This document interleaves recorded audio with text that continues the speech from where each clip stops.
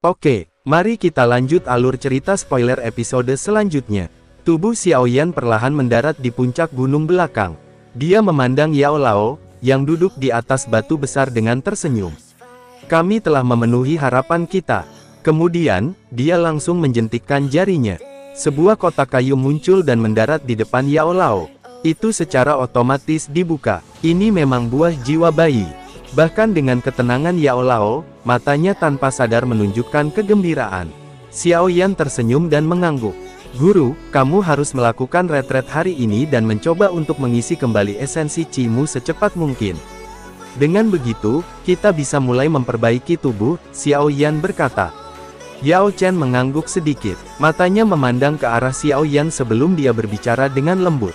Anak kecil, apakah kamu merindukan ayahmu? Xiaoyan segera terdiam dan menekan bibirnya dengan erat. Rasa bersalah yang mendalam muncul di dalam matanya. Jika menghitung waktu, ayahnya telah jatuh ke tangan Hall of Soul bahkan lebih lama daripada Yao Lao berada di sini. Aku akan menyelamatkan ayahku. Ini adalah janjiku untuk kakak pertama dan kedua. Guru akan membantumu, bahkan jika harganya adalah kehidupan tuaku ini. Yao Lao dengan lembut menepuk bahu Xiaoyan dan tertawa. Jika ayahmu tahu bahwa bocah kecil itu sudah menjadi ahli yang mandiri, sepertinya dia akan sangat bahagia. Xiaoyan tersenyum. Dia mengedipkan matanya dan menahan perasaan yang agak masam. Apakah guru sadar di mana ayah dipenjarakan di dataran tengah? Itu tidak dimanapun di dataran tengah. Yao Lao menggelengkan kepalanya. Aku juga tidak yakin mengapa Hall of Soul sangat menghargai ayahmu. Kemungkinan itu karena giok kuno di tanganmu. Klan Gu memiliki alam Gu, sementara Hall of Soul tidak kalah dengan klan Gu. Mereka juga mempunyai alam sendiri yaitu alam Hun. Guru, maksudmu, ayahku dipenjara di alam Hun? Xiaoyan menuntut dengan suara yang dalam. Ya, faksi Hall of Soul sangat besar dan misterius. Berdasarkan penyelidikanku, ada rumor bahwa Hall of Soul memiliki nama lain. Yao Lao menyipitkan matanya sedikit dan dengan lembut berkata, Klan Hun, baiklah. Aku hanya dapat memberitahumu sebanyak ini. Namun, terlepas bagaimana hubunganmu dengan Hall of Soul nantinya, guru akan selalu berdiri di sampingmu. Bahkan jika aku harus mempertaruhkan kehidupan tuaku ini. Yao Lao tersenyum sedikit. Dia menepuk bahu Xiaoyan. Setelah itu, dia memegang kotak kayu dan perlahan berjalan menuruni gunung. Xiaoyan tersenyum saat dia melihat punggung Yao Lao dan Feng Zunze. Dia menghirup nafas panjang dan melihat ke arah langit. Ayah, terlepas dari seberapa kuat Hall of Soul, aku akan tetap menyelamatkanmu. Tunggu aku. Sementara itu, Yao Lao langsung melakukan retret setelah mendapatkan buah jiwa bayi untuk mengisi kembali esensi Qi-nya yang terkuras. Di sisi lain, Xiaoyan membantu Qinglin untuk mengeluarkan racun mengikis jantung Kaisar Piton di tubuhnya. Di belakang gunung paviliun bintang jatuh, ada sebuah gua yang tenang. Di tengah gua, ada sebuah kolam kecil yang dibangun dengan batu. Xiaoyan sesekali mengambil bubuk atau cairan obat dan menuangkannya ke dalam kolam. Pada saat yang sama, dia meneteskan beberapa tetes darah dari binatang pil. Setelah melakukan tindakan ini, dia kemudian menyuruh Qinglin masuk ke dalam kolam. Masuki kondisi latihanmu dan serap kekuatan obat di dalam kolam. Qinglin mengangguk sedikit dan menenangkan pikirannya saat dia menutup kedua matanya, dan perlahan memasuki mode latihannya. Namun, tepat ketika Xiaoyan akan berdiri dari sisi kolam, matanya tiba-tiba tertuju pada punggung halus Qinglin. Ada sebuah tato misterius di sana. Tato ini tampak seperti ular piton besar, namun piton ini memiliki 9 kepala. Ini, benda apa? Sebenarnya, Xiaoyan merajut alisnya dengan erat. Namun, dia masih bingung bentuk aneh ini. Waktu berlalu, pada hari ke-7, kolam kecil akhirnya menunjukkan tanda-tanda aktivitas. Xiaoyan yang matanya tertutup, di sisi kolam yang agak jauh, juga perlahan membuka matanya. Namun, ketika dia akan berdiri, kolam kecil yang tertutup kabut energi, mengeluarkan suara gemerincik dan membuat gua tiba-tiba bergetar intens. Seketika, mata aneh seukuran kepala muncul entah dari mana. 3 titik kecil membesar di dalam mata yang dipenuhi cahaya hijau. 3 mata bunga ular hijau giok. Hati Xiaoyan langsung menegang. Tubuhnya refleks tiba-tiba terdorong mundur. Tubuh Xiaoyan baru saja mundur, namun mata iblis itu tiba-tiba meledak. Segera, sosok ular besar yang memiliki 9 kepala bergegas keluar dari dalam kolam dan menerkam Xiaoyan. "Qinglin!" teriakan Xiaoyan disertai dengan Douqi. Itu seperti guntur yang meledak. Tubuh besar ular berkepala 9 langsung bergetar. Sesaat kemudian, warna merah darah benar-benar memudar, dengan cepat digantikan warna hijau zamrud. Tubuhnya juga menyusut dengan cepat. Segera, itu berubah menjadi tubuh kecil yang jatuh dengan keras dari udara. Tubuh Xiaoyan melintas ketika dia melihat tubuh Qinglin jatuh. Meraih pinggang mungilnya, Qinglin, yang perlahan membuka matanya, menatap Xiaoyan, yang berada dalam jarak dekat. Wajahnya langsung memerah. Dia buru-buru melarikan diri dari tangan Xiaoyan dan bersembunyi di balik pilar batu. Setelah dia mengenakan pakaiannya, barulah Qinglin keluar dari balik pilar batu dengan wajah memerah. Xiaoyan terbatuk-batuk kering saat dia buru-buru bertanya, "Apa yang terjadi, makhluk itu?" Qinglin terkejut ketika mendengar ini. Seketika, dia menyilangkan kedua tangannya dan berbicara dengan takut. "Itu adalah jiwa ular surgawi kuno yang bermutasi. Ketika aku tiba di dataran tengah saat itu, aku secara tidak sengaja memasuki pegunungan kuno dan menemukan kerangka ular surgawi kuno. Karena penasaran, aku akhirnya menggunakan 3 mata bunga ular hijau giok. Bagaimana mungkin aku bisa benar-benar memanggil tubuh roh?" Wajah kecil Qinglin tampak getir saat dia berkata, "Sangat sulit untuk menjinakkan makhluk ini. Kadang-kadang, dia akan keluar dan menyebabkan masalah." Wajah Xiaoyan langsung terkejut. "Bukankah kamu mengatakan bahwa 3 mata bunga ular hijau giok milikmu tidak dapat mengendalikan binatang sihir bentuk ular yang memiliki garis keturunan kuno? Jika ular surgawi kuno ini memiliki tubuh, aku memang tidak akan dapat mengendalikannya. Namun, makhluk ini hanyalah roh." Qinglin berbicara tanpa daya. "Racun di dalam tubuhmu seharusnya sudah teratasikan." Xiaoyan menggelengkan kepalanya dan melirik Qinglin. Qinglin mengangguk. "Saat ini, kekuatanku juga telah mencapai Douzun bintang 1.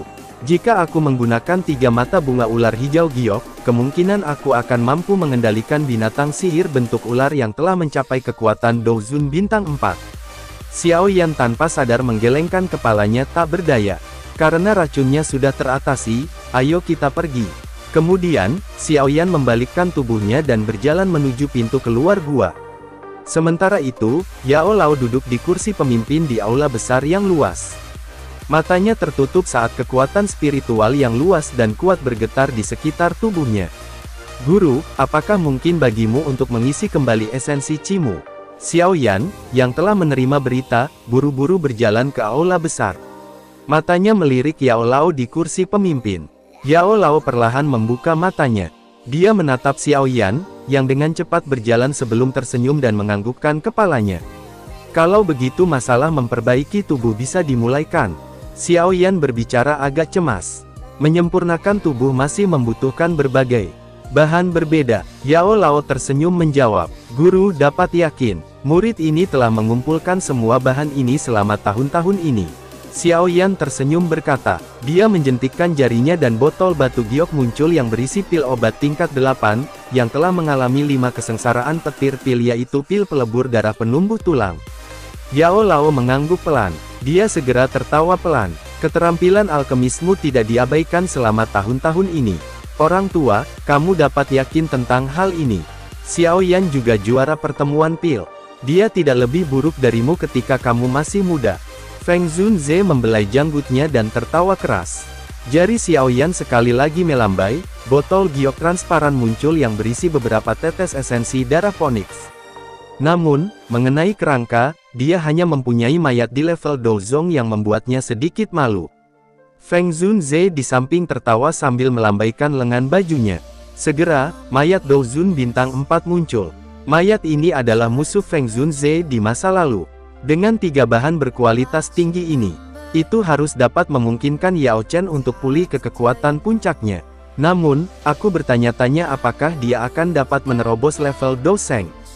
Feng Zunze membelai janggutnya dan menyuarakan pikirannya. Sulit. Yao Lao menggelengkan kepalanya. Douzun dan Douzeng, 2 tingkat yang benar-benar berbeda. Setelah memutuskan waktunya besok untuk memperbaiki tubuh Yao Lao, Xiaoyan kembali ke kamarnya. Duduk di tempat tidur, dia melambaikan tangannya dan 3 tulang rusuk putih giok muncul. Namun, karena ada segel di dalamnya, dia kemudian membakarnya dengan api 3000 terbakar. Di bawah pembakaran yang berlangsung selama hampir 10 jam, ketiga tulang rusuk perlahan menjadi pucat dan berubah menjadi warna keemasan gelap. Riak aneh yang tenang menyebar di bawah cahaya keemasan dan benar-benar membuka segel di dalamnya. Kemudian, tangan Xiaoyan dengan lembut menyentuh cairan keemasan. Segera, cairan emas gelap mengalir ke tangannya seperti air banjir dan memasuki kepalanya. Boom! Sebuah ledakan terdengar jauh di dalam pikirannya. Pada saat dia pulih, dia menemukan bahwa dia berada dalam dunia misterius.